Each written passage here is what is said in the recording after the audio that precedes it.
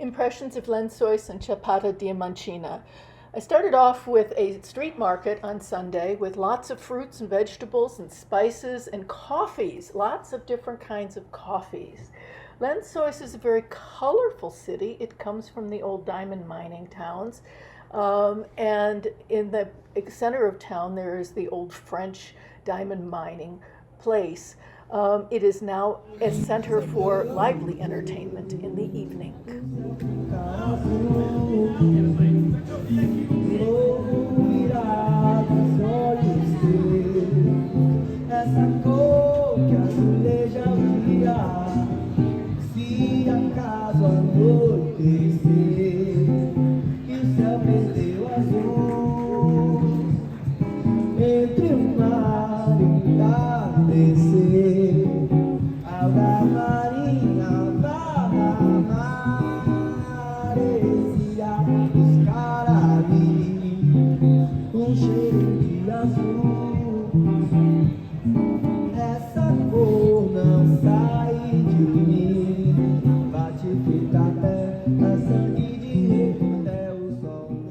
After the day is done, the morning starts again with walks around town. There are a number of walks around the town, starting off with one that goes from Ribeira, and there's a little waterfall and series of pools where you can slide down and lie in and get nice and cool.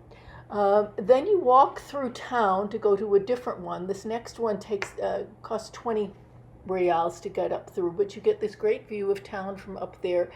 And there's sections where you can only go with a guide. But even the flowers seem happy. Look at that little face. The next morning I went to Pocho do Diablo waterfalls with a guide because I could not get there otherwise. It's quite amazing. The water is very strong.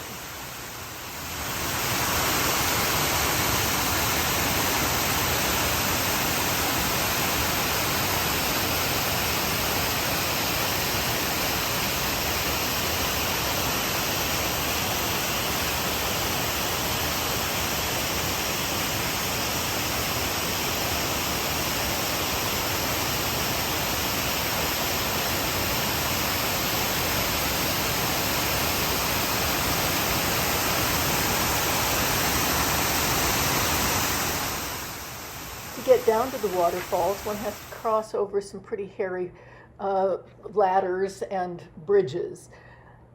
From there, we went on to Morro de Pai Inácio, which is a ledge or a plateau up on top of some pretty amazing cliffs. There are 157 different kinds of plants living on the top of this plateau, and that's because the water comes down from the clouds that are there every night, and then they dissipate around noon and the sun comes out.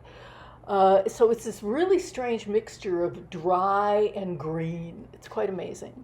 From there we went to Patina a Pocho Azul, which is different from Grotto Azul. There's two different things. This is Patina, where you can actually swim if you pay extra into the grotto. Otherwise, you can swim on the other side for free, which is what I did over there. This is the free swimming area.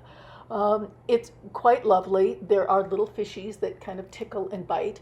And then when you get out, there are all these incredible plants. And then because you need to refresh yourself, there's 100 different kinds of beer. This is the Grotto Azul, which was really a disappointment because all it was taking a picture.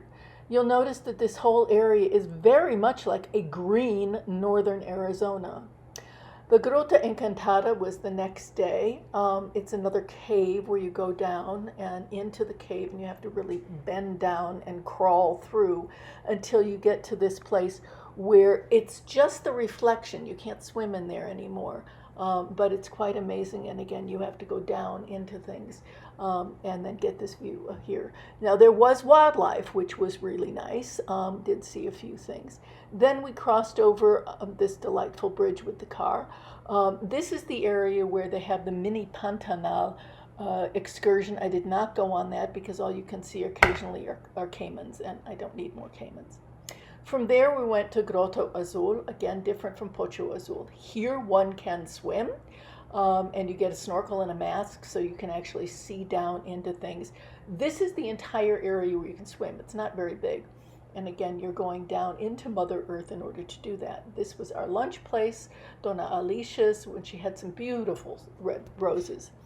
The next day was to the petroglyph area. And this is quite extensive. It looks like it's only one or two places, but it's actually quite a few different places where they have these petroglyphs that are supposedly 85,000 years old. I have no way of knowing whether that's true.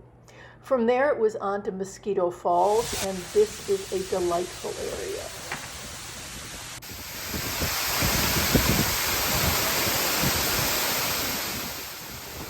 And yes, one does go behind the water to get to the waterfall here. It's quite amazing.